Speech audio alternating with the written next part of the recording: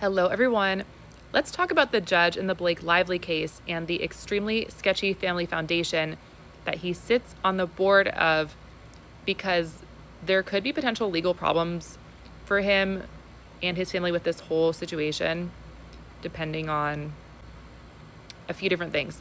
But the family foundation was formed out of assets from another nonprofit called the Joe and Emily Lowe Foundation in 2000. Now, the IRS states that when a foundation dissolves, which was the case for the Joe and Emily Lowe Foundation, and it transfers its assets to another nonprofit, the assets need to go to a nonprofit with a similar charitable mission that's qualified and not a brand new family-run entity, which it appears that the Lyman Foundation is. So this, at least in my opinion, I'm not a tax professional, appears to be potentially a breach of the law.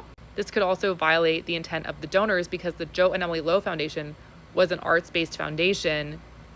The Lyman Foundation donates to arts kinds of institutions, but it donates to a lot of schools, environmental causes, a lot of Israel causes.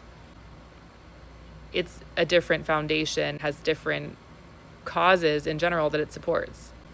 Now, this raises questions about bias, undisclosed conflicts, and prestige laundering as well, because the Lyman Foundation could have been seeking to create the illusion of longstanding philanthropy, make its brand appear more respectable. This could also be a shell type of situation. We've also discussed some of the many problems with this foundation, such as the fact that they're donating to schools like Yale, which have the Lyman Center named after Arthur Lyman, who's the judge's father.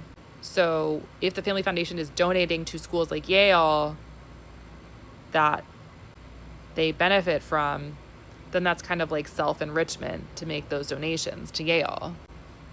There are a lot of sketchy things about this entire family.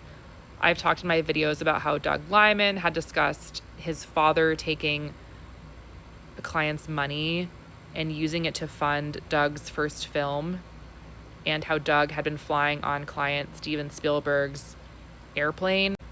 These were just freely admitted in interviews by Doug Lyman that I went over in my videos again. So there's really a lot going on with this entire family. I'm very suspicious of them. And it's also, of course, interesting that this judge, who it seems the family was seeking to consolidate power, he ended up as a very powerful federal judge who seems to think he can just do whatever he wants, regardless of the law. What do you all think about this?